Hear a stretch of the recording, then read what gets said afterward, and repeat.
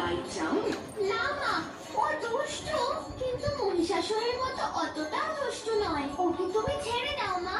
বেশ, তাই হোক।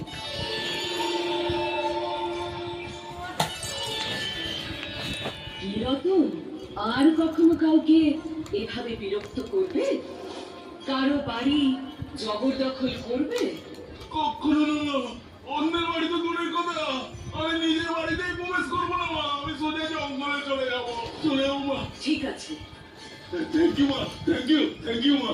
এক্ষুনি চলে যাচ্ছি।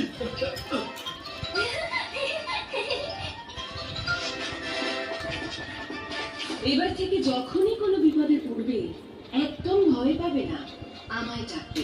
দেখবে আমি ঠিক তোমাদের কাছে আসবো। ঠিক আছে মা।